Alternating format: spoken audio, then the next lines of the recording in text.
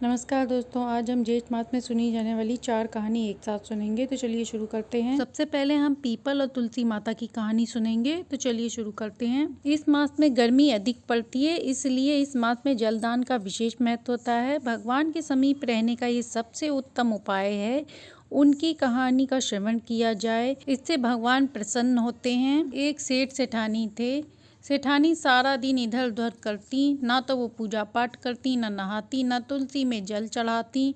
उन्हें सेठानी होने का बड़ा घमंड था। कुछ समय बाद उनके एक पुत्री का जन्म हुआ। धीरे धीरे घर में दरिद्रता का वास हो गया। वह भूखे मरने की नौबत आ गई। एक दिन वह कुएं से पानी भरने जाने लगी तो देखा कुछ औरतें पीपल और तुलसी को सींच रही हैं। सेठानी ने औरतों से पूछा कि वह ये क्या कर रही हैं। तब उन्होंने बताया, जेठ मास का महीना लगने वाला है, हम लोग जलदान व पीपल तुलसी को जल से सींचेंगे, भोजन का अन्नदान भी करेंगे। तब सेठानी ने पूछा, इससे क्या होगा। तब औरतों ने बताया, जेठ मास का श्रेष्ठ महीना है।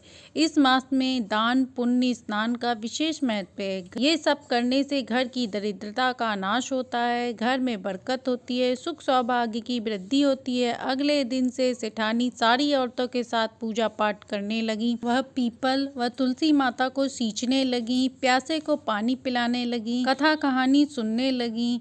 ज्येष्ठ मास के प्रभाव से सेठानी के घर में पहले जैसा हो गया।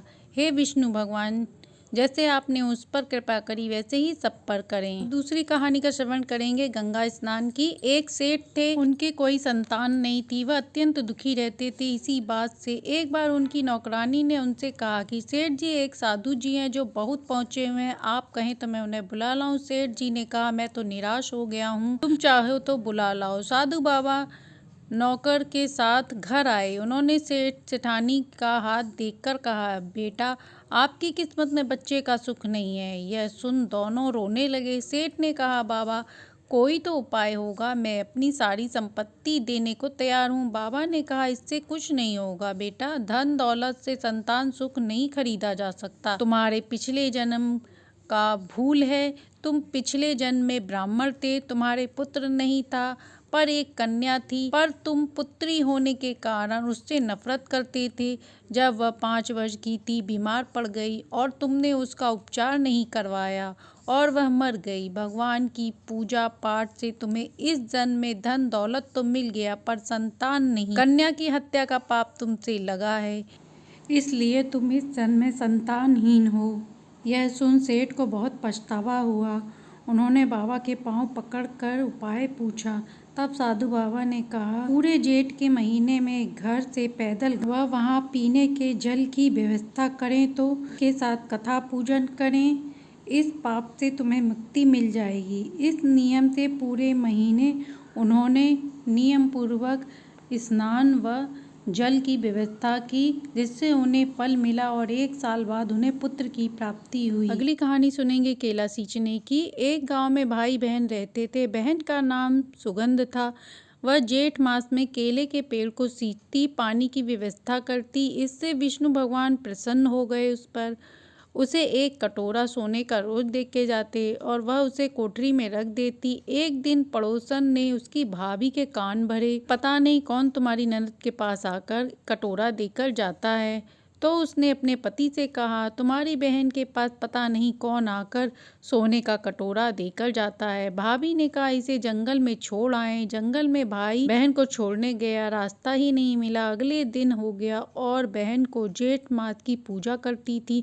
वह मन ही मन प्रार्थना करने लगी, जेठ मास के विष्णु भगवान, मैंने नियम पूजन आपका किया है, मेरा नियम टूटे ना। सुबह होने पर भाई बहन ने देखा गंगा यमुना बह रही है। भाई बहन के वस्त्र आ गए।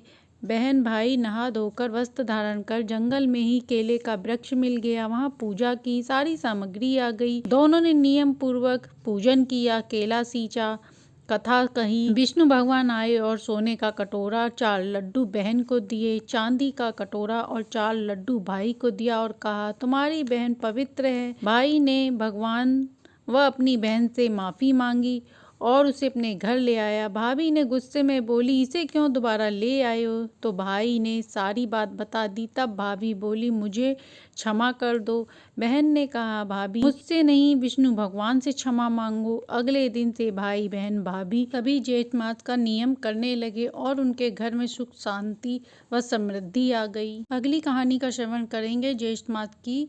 तो चलिए शुरू करते हैं। एक बार देव ऋषि नारद जी भ्रमण करते हुए धर्मराज युधिष्ठिर की सभा में पहुँचे तो युधिष्ठिर ने उनसे पूछा ज्येष्ठ मास की पूजा के बारे में। तब नारद जी ने बताया कि इस मास के स्वामी विष्णु भगवान हैं। इस मास में ब्रह्म मुहूर्त में स्नान कर पीपल तुलसी को सींचने से विष्णु भगवान की कृपा बरसती है। अब मैं कथा कहता हूँ, तुम सुनो। एक ब्राह्मण था, वह ना तो पूजा पाठ करता, ना पुण्य कर्म करता, पाप करता रहता था, इधर उधर घूमता रहता। उसके पिता का आचरण अच्छा था, वह धार्मिक थे।